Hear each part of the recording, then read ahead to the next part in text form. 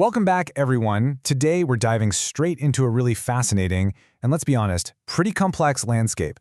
We're looking at the macroeconomic and geopolitical forces that are fundamentally shaping 2026.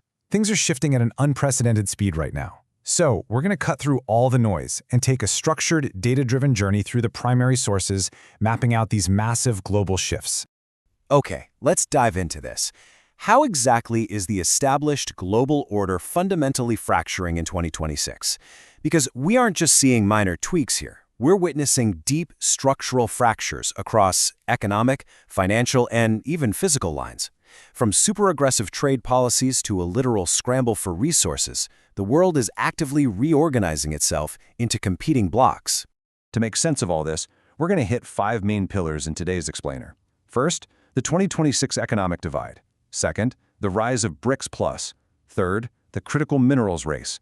Fourth, the shift to direct dominance. And finally, how to actually navigate this new reality. Let's get to it. Starting with Section 1, the 2026 economic divide, macroeconomic fragmentation and multi-speed growth. So, the baseline for 2026, and we're drawing heavily from Accenture's latest macro foresight brief here, is a deeply uneven, K-shaped growth trajectory. It's really a tale of two economies. On the upward arm of the K, you've got your AI-driven winners. These are the sectors riding the massive tailwinds of the AI capex boom and seeing huge productivity boosts. But then, on the downward slope, you have sectors and entire nations being weighed down by high interest rates, heavy public debt loads, and really intense fiscal austerity pressures. The gap between these two groups is widening sharply in 2026, making overall global growth feel incredibly fragile and, frankly, highly fragmented. A huge driver of this divide is what Accenture calls China's competitive shock 2.0. China is dealing with some serious domestic demand weakness right now, plus a lingering property crisis and industrial overcapacity. So how do they hit their 5% growth targets? Well, they're aggressively pushing exports, especially in high-tech areas like EVs, batteries, and solar. And this is sending a massive competitive shockwave globally.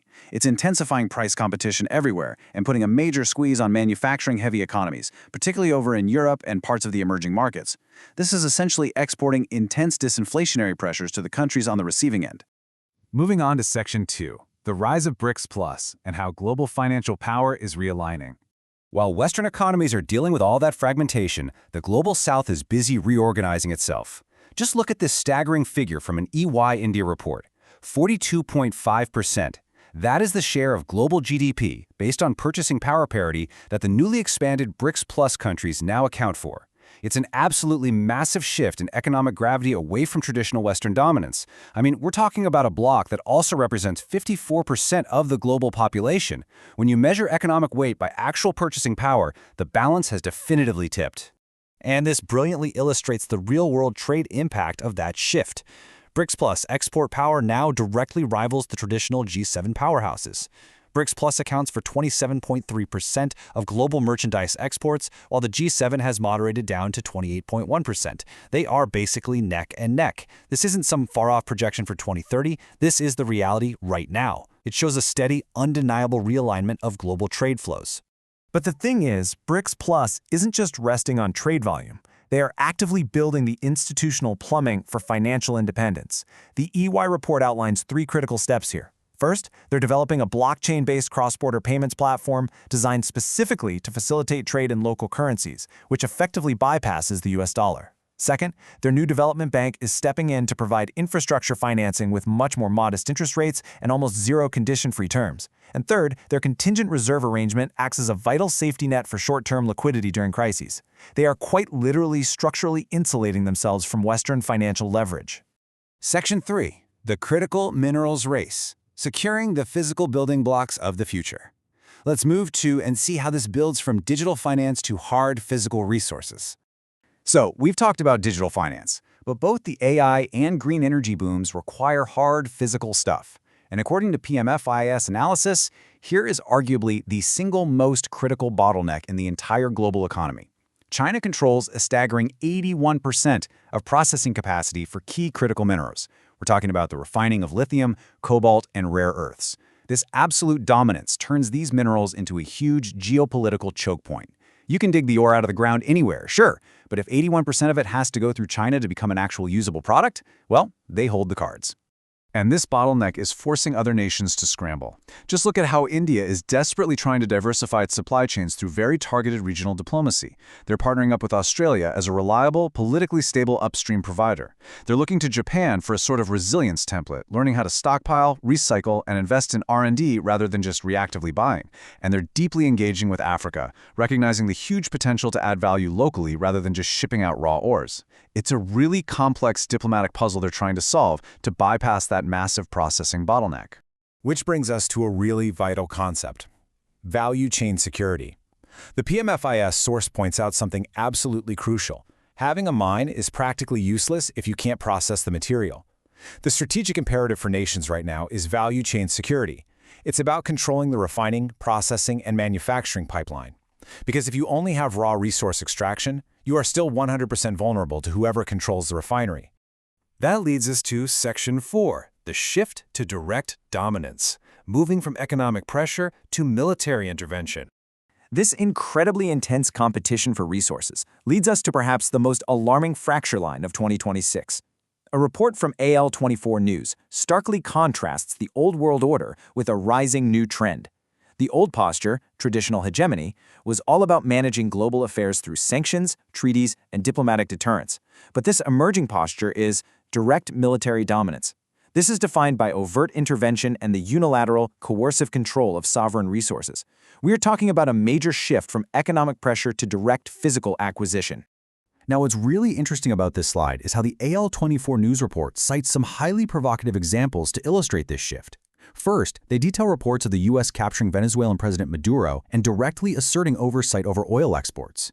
That is a massive escalation from traditional sanctions straight into direct resource management.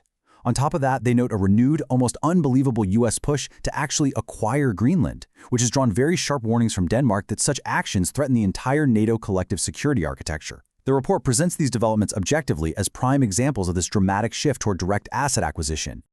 To summarize this shift, the AL24 News analysis states we are entering, and I quote, a volatile new phase defined by a decisive erosion of established Western hegemony and the weakening of traditional deterrence frameworks, end quote. Whether this ultimately leads to unchallenged dominance by one power or spirals into a much broader confrontation, the primary takeaway here is that the old rules of diplomatic engagement are clearly eroding right beneath our feet. Finally, Section 5, Navigating the New Reality, How to Strategically Adapt for 2026. So let's pull this all together. We've got a multi-speed economy, an emboldened BRICS Plus, a massive choke point in critical minerals, and a very fractured geopolitical landscape. What does this actually mean for the globally minded professional? Well, the Accenture brief lays out some clear corporate priorities for not just surviving but thriving in this new order. You can't just react anymore, you have to adapt strategically. First up, you've got to reassess your competitive positioning immediately, especially when it comes to the pricing pressure from that surge in Chinese exports we talked about. Second, accelerate enterprise-wide AI adoption. The AI boom is a primary growth engine, and getting past the pilot phase to full scaling is pretty much non-negotiable at this point if you don't want to get left behind. And third, you need to strengthen holistic operational resilience across your entire supply chain and workforce. So the crucial point is that we need to redefine resilience entirely, moving from mere readiness to full-on reinvention. Just trying to weather the shocks of 2026, whether that's supply chain disruptions, massive tariff hikes, or geopolitical crises, it's just no longer enough. Leaders really need to embrace a mindset of total reinvention. You basically have to rebuild your operations to function natively within this highly fractured, multi-speed global reality. Which leaves us with this crucial question to close out today's explainer. Look closely at your own organization right now. As the world fractures into these competing blocks and supply chains become increasingly weaponized, is your strategy truly built for resilience?